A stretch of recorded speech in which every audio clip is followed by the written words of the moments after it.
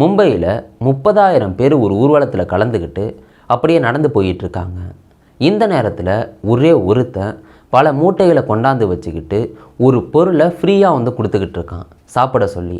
அதை மக்கள் சாப்பிட்றாங்க. இவனோட எண்ணம் என்ன தெரியுமா?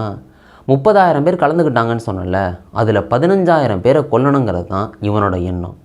என்ன நடந்தது, இவனை எப்படி பிடிச்சாங்க, அதை பற்றி தான் உங்கள்கிட்ட சொல்ல போகிறேன். எல்லாருக்கும் வணக்கம், நான் தான் பாலாஜி பேசுகிறேன். இந்த ஜூன் 26ஆம் தேதி மொஹரம் பண்டிகை அன்னைக்கு தான் இந்த சம்பவம் நடக்குது. இஸ்லாமிய நாட்காட்டியோட மாதம் மொஹரங்க. அந்த மொஹரத்தில் 10ஆம் தேதி தான் மொஹரம் பண்டிகையாக கொண்டாடுறாங்க. இதில் ஒரு வரலாறு இருக்குது, அதை சிம்பிளாக சொல்கிறேன். அப்போ தான் இப்போ நடக்கிற விஷயம் ரொம்ப சிம்பிளாக வந்து புரியும். என்னென்னா, கிபி 680 இப்போதைய ஈராக் இருக்குல்ல, அங்கே கர்பலா அப்படின்னு சொல்லப்படுற இடம், அங்கே தான் ஒரு வரலாற்று போர் வந்து நடக்குது. அங்கே ஒரு கொடூரமான அரசன் வந்து பயங்கர கொடூர ஆட்சியை கொடுத்துக்கிட்டு இருக்கான். அவனை எதிர்த்து முகமது நபி அவங்களோட பேரன் அப்புறம் குடும்பம்லாம் வந்து போகிறாங்க. அப்படி போகிறவங்கள அங்கே அவன் வந்து கொடூரமான முறையில் கொல்றான். அந்த நினைவாக தான் மக்கள் வந்து ஒவ்வொரு வருஷமும் ஊர்வலமாக வந்து போவாங்க. இது மும்பையில் ஆயிரக்கணக்கான மக்கள் வந்து போவாங்க. இப்போ தான் இந்த சம்பவம் நடக்குது. இப்போ நம்ம 2026க்கு வந்துடுவோம். இந்த ஜூன் 26 நினச்சி கூட பார்க்க முடியாத விஷயம். 30,000 பேர் வந்து நடந்து போய்கிட்டு இருக்காங்க. அப்போ வந்து போகிறவங்க டயர்டாக இருப்பாங்கல்ல, அவங்களுக்கு ஒருத்தன் கூட்டத்திலேருந்து வந்து மூட்டையாக மாத்திரையை கொண்டு வந்து, இந்தாங்க இது வலி நிவாரணி, இதை போட்டால் உடனே வந்து கேட்கும், எல்லா நோய்க்கும் வந்து கேட்கும், சின்ன பிள்ளைங்கள்லேருந்து பெரிய பிள்ளைங்க வரைக்கும் இதை போடலாம் அப்படின்ட்டு அதை கொடுத்துக்கிட்டே இருக்கான். கிட்டத்தட்ட அவன் 15,000 மாத்திரைகளை வந்து கொண்டு வந்து கொடுக்குறான். இவன் மட்டும் கொடுக்க முடியாதுல்ல, அங்கே உள்ளவங்க நிறையா பேர்ட்டு வந்து ஹெல்ப் வந்து கேட்குறான், இது வந்து நீங்கள் கொடுத்துவிடுங்க அப்படின்னு. ஏன்னா அந்த ஊர்வலத்தில் உள்ளவங்களுக்கு ஹெல்ப் பண்ணால் ஒரு நல்லது நடக்கும் அப்படிங்கிற ஒரு நம்பிக்கை இருக்குது. இப்படி தன்னார்வலராக பல விஷயங்களை அவர் பண்ணிக்கிட்டு இருக்காரு. நிறையா பேர் ஹெல்ப்புக்கு வந்தும் அந்த மாத்திரைகளை கொடுக்குறாங்க. இப்படி கொடுக்கறத 2 பெண்கள் வந்து பார்க்குறாங்க. அவங்க கடந்த சில வருஷமாகவே இதேமாரியே வந்து இந்த ஊர்வலத்தில் நிறைய ஹெல்ப் வந்து பண்ணுவாங்க. அவங்க பார்க்குறாங்க, என்னடா அது எப்பவும் இல்லாத மாதிரி இப்போ மாத்திரையெல்லாம் கொடுக்குறாங்க.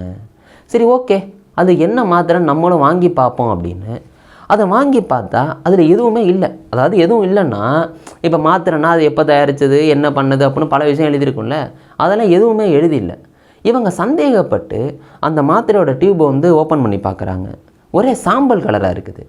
என்னடா இப்படி இருக்குது, இது உடம்பு வலியிலேருந்து பல விஷயங்களை கேட்குமா, இது நம்புகிற மாதிரி இல்லையே அப்படின்னு அந்த 2 பேருக்கும் டவுட் வந்து வருது. அந்த 2 லேடி என்ன பண்ணுறாங்கன்னா, கூகுளில் தேடி பார்க்குறாங்க எதுவும் கிடைக்குதா அப்படின்னு. எதுவும் கிடைக்கல. உடனே வந்து இந்த ஆளை வந்து பிடிக்கிறாங்க. இது என்ன மாத்திரை, எதுக்காக கொடுக்குறீங்க அப்படின்னு. அவன் வந்து முதல்ல பயப்பட்டு, நான் என்னங்க பண்ணேன், நான் ஹெல்ப்பு தானே பண்ணுறேன் அப்படின்னு வந்து பதட்டப்பட்டு சொல்கிறான். அப்போயே சந்தேகம் வந்துடுது. உடனே போலீஸுக்கு இன்ஃபார்ம் பண்ணுறாங்க. போலீஸ் சம்பவ இடத்துக்கு வருது. அதுக்கு முன்னாடியே இந்த லேடிஸ் வந்து என்ன பண்ணுறாங்கன்னா, இந்த ஒலிபெருக்கி மூலம் இந்த மாத்திரையை சாப்பிடாதீங்க, எத்தனை பேர் வாங்கினீங்களோ அதை சாப்பிடாமல் எங்கள்கிட்ட கொடுத்துருங்க அப்படின்னு வந்து சொல்கிறாங்க. அதுக்கப்புறம் வந்து பார்த்துட்டிங்கன்னா அந்த மாத்திரையை கலெக்ட் பண்ணி போலீஸ்டையும் கொடுக்குறாங்க. போலீஸ் வந்து இங்கே விசாரிக்கிறாங்க.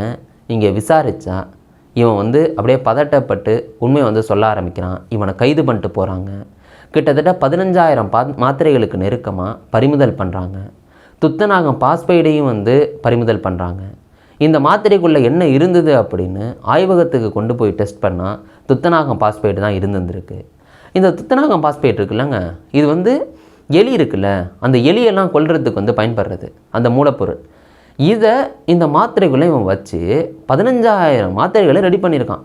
எதுக்குன்னா, இந்த ஊர்வலத்தில் கொடுத்து அவங்கள கிட்டத்தட்ட கொல்றதுக்காக. இவன்கிட்ட வந்து விசாரணை நடக்குது, நீ யார், எதுக்காக இதை பண்ண அப்படின்னு. அப்படி விசாரித்தா இவனுமே வந்து முஸ்லீம் தான். இவனோட அந்த வரலாறையே வந்து தோண்டி எடுக்கிறாங்க.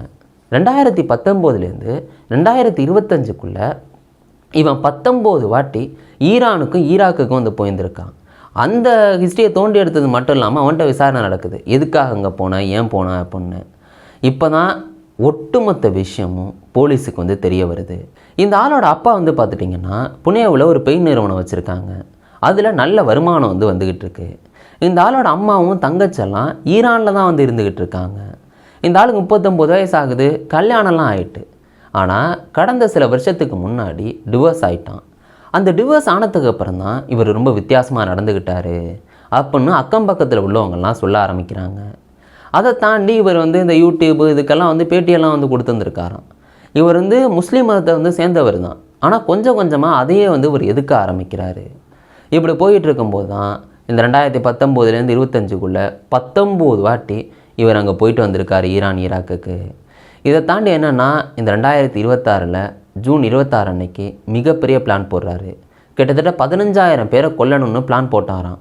ஆனால் அதுக்கப்புறம் கொல்றது நியாயமாக இருக்காது, அவங்கள தொந்தரவு மட்டும் பண்ணுவோம் அப்படின்ட்டு இவங்க வந்து ஒரு பிளான் போடுறாங்க. அதுக்காக புனேவிலேருந்து மும்பைக்கு வந்து ஒரு ரூமை வந்து வாடகைக்கு வந்து எடுத்து கிட்டத்தட்ட 15 நாள் வந்து அங்கே தங்கி ஆன்லைன்லேயே வந்து ஆர்டர் போடுறாப்புல. கிட்டத்தட்ட 30,000 அந்த டியூப் இருக்குல்ல மாத்திரை வைக்கிறதுக்கு, அந்த டியூப் மாத்திரை, அந்த குழுவை மட்டும் வந்து வாங்குறாரு. 30,000 குழு கைக்கு வந்துடுது. அப்புறம் 50 கிலோ துத்தநாக பாஸ்பேட் வந்து வாங்குறாரு. அது விஷம், கிட்டத்தட்ட என்ன அது விஷம்தான். அதை வாங்கி மாத்திரைகளை வந்து வைக்கிறாரு. வச்சு அதை எல்லாம் மூட்டையாக கட்டி இவர் ஜூன் 26 அந்த இடத்துக்கு கொண்டு போகிறாரு. நைட் நேரமாக இருக்குது, நிறைய பேர் டயர்டாக வந்து உட்காடுறாங்க. அந்த நேரத்தில் இந்தாங்க வலி நிவாரணி போட்டால் உடனே கேட்கும், எந்த பிரச்சனையும் இல்லைன்னு சொல்லி கொடுக்குறாரு. இது மாதிரி ஹெல்ப் பண்ணுறவங்களுக்கு உடனே அந்த ஊர்வலத்துக்கு வந்தவங்களும் ஹெல்ப் பண்ணுவாங்கள்ல, அவங்கள வந்து மாத்திரை என்னெல்லாம் பார்க்கல அவங்களும் வந்து கொடுத்துக்கிட்டே இருக்காங்க. இப்படி 2-3 பேர் வந்து ஹெல்ப் பண்ணுறாங்க. இந்த நேரத்தில் அந்த 2 லேடிஸ் மட்டும் பார்த்து இந்த விஷயத்தை வந்து பிடிச்சிட்றாங்க. இன்கேஸ் அவங்க பார்த்து இது என்னடா இது ஒன்றுமே இல்லை அப்படின்னு கண்டுபிடிக்கலைன்னா எத்தனை பேர் இந்த மாத்திரையை சாப்பிட்ருப்பாங்க, எத்தனை பேர் பாதிப்படைஞ்சிருப்பாங்க. இப்போ கூட 11 பேர் சாப்பிட்டுட்டாங்க, அவங்களுக்கு முடியாமல் போகுது, ஹாஸ்பிட்டலுக்கு கொண்டு போகிறாங்க, வாந்தி வயிற்று வலி அப்படின்னு ஏற்படுது. அவங்களும் வந்து நல்லா இருக்காங்க, எந்த பிரச்சனையும் கிடையாது. ஒருத்தர் சொல்லியிருப்பார், நான் அந்த மாத்திரையை சாப்பிட்டேன் டயர்டாக இருக்குது அப்படின்னு. அதுக்கப்புறம் ஓவராக வயிறு வலி தாங்கலைங்க, நான் வந்து காரில் வந்திருந்தேன், என் குடும்பத்தில் உள்ளவங்க காரை ஓட்டி ஹாஸ்பிட்டலில் கொண்டு சேர்த்தாங்கன்னு ஒருத்தர் வந்து சொல்லியிருந்திருப்பார். இப்படி 11 பேர் பாதிக்கப்பட்டு அவங்கள வந்து காப்பாற்றிட்டாங்க. ஆனால் இந்த ஆள் 15,000 மாத்திரைகளை அங்கே கொண்டு போயிருந்திருக்காரு.